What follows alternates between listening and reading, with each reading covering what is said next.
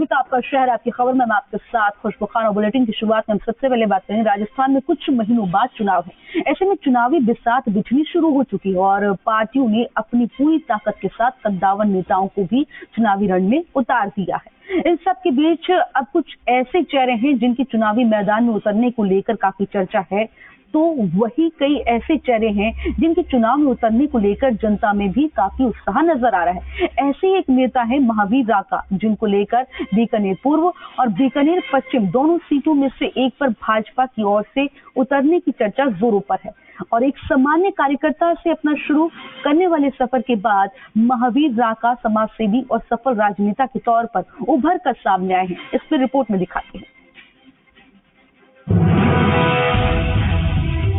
बीकानेर पूर्व विधानसभा हमेशा से ही चर्चा की सीट रही है।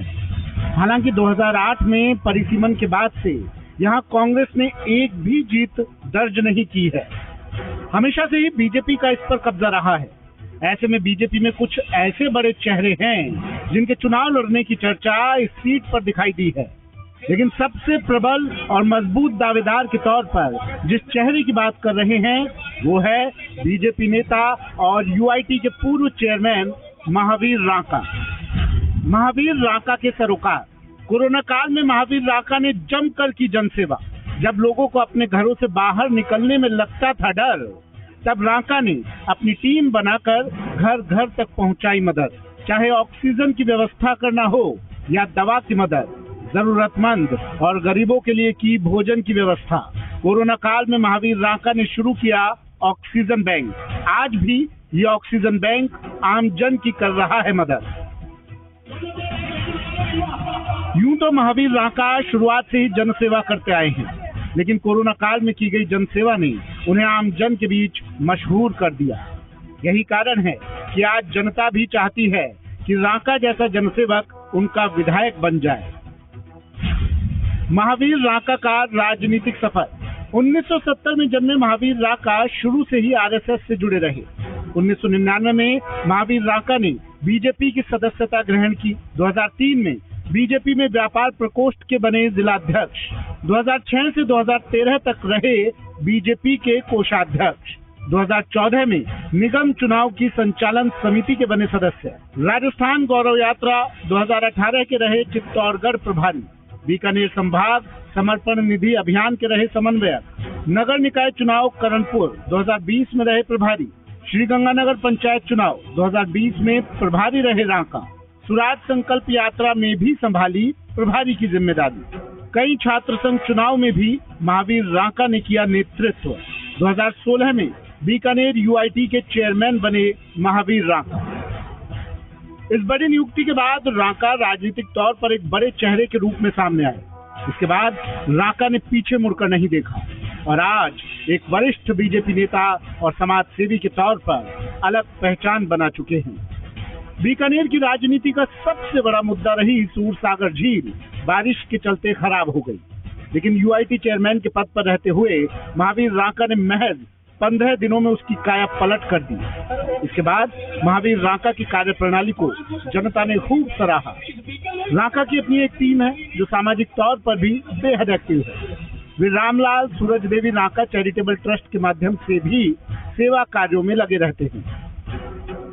सेवा सबसे बड़ा हमारी पार्टी का कर्म कार्य है, तो उस उद्देश्य से सब कार्यकर्ताओं ने मिलकर किया, नहीं कि हमने किया।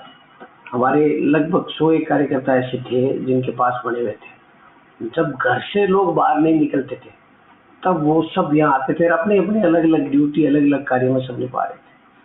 पूरे बीकानेर को 2 बार सैनिटाइज किया। राजस्थान में पहली प्राइवेट ऑक्सीजन बैंक होगी जो निःशुल्क, अगर सक्षम है तो आप 250 रुपये गैस दे दें, नहीं सक्षम है तो वो भी फ्री, सिर्फ गैस का चार्ज, इसके अलावा कोई चार्ज नहीं। 536 बैंकों की ऑक्सीजन प्राइवेट बैंक है। ये सब लोगों ने सहयोग किया, बीकानेर की जनता ने सहयोग किया। बीकानेर की जनता ने तन से मन से धन से बढ़ चढ़ के सहयोग किया कोरोना काल में। उसी का परिणाम रहा कि जनता के बीच में हम गए। आज बीकानेर पूर्व से चुनाव लड़ने की चर्चा और बीजेपी के प्रमुख दावेदार के तौर पर राका को देखा जा रहा है। पीएम मोदी के देश के लिए किए जा रहे काम और विचारधारा को आगे बढ़ाने की बात करते हुए उनका कहना है कि जो निर्णय पार्टी का होगा वही उनको स्वीकार है, क्योंकि आज तक जिन जिम्मेदारियों को पार्टी ने दिया उसका उन्होंने बखूबी निर्वहन किया है, आगे भी करते रहेंगे।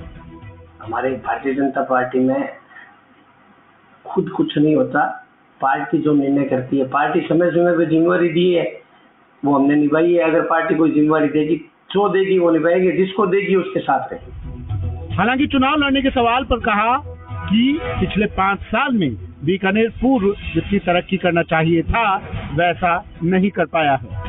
कांग्रेस सरकार ने इस पर ध्यान नहीं दिया, लेकिन आने वाला वक्त पूर्व के बेहतरी के लिए होगा।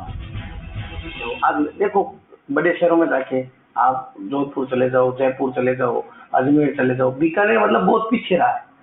तो इसमें जो हमारे बी.डी. कल्ला साहब मंत्री है, उन्होंने कभी बीकानेर पे ऐसा ध्यान नहीं दिया कि भाई बड़े विकास के कार्य होने चाहिए। तो अब जब कभी अगर कोई सरकार बनी, मौका मिला, तो जो कार्य बीकानेर के विकास के लिए हो सकते हैं, जैसे इंडस्ट्रीज यहाँ बहुत बड़ी, पापड़, भुजिया, रसगुल्ला, ऊन की मंडी बहुत बड़ी थी जो आज खत्म पे होने जा रही है, तेल मिल, दाल मिल, मतलब यहाँ मूंगफली बहुत होती है, चने बहुत होते हैं। तो बहुत सा ऐसा कार्य हो सकता है बीकानेर के लिए, बड़ी बड़ी इंडस्ट्रीज लग सकती है, सिरेमिक्स अब बन सकता है बीकानेर, बहुत से कार्य हो सकते हैं। हालांकि अब चुनाव बेहद करीब हैं। बीजेपी ने जिताऊ उम्मीदवारों को लेकर मंथन शुरू कर दिया है। ऐसे में बीजेपी के बड़े उम्मीदवार के तौर पर राका को देखा जा रहा है। अब इंतजार है कि पार्टी बीकानेर पूर्व सीट पर किस पर भरोसा करते हुए दांव खेलती है। रौनक व्यास, जी मीडिया, बीकानेर। वहीं बीजेपी की ओर से चलाए जा रहे विधायक प्रवास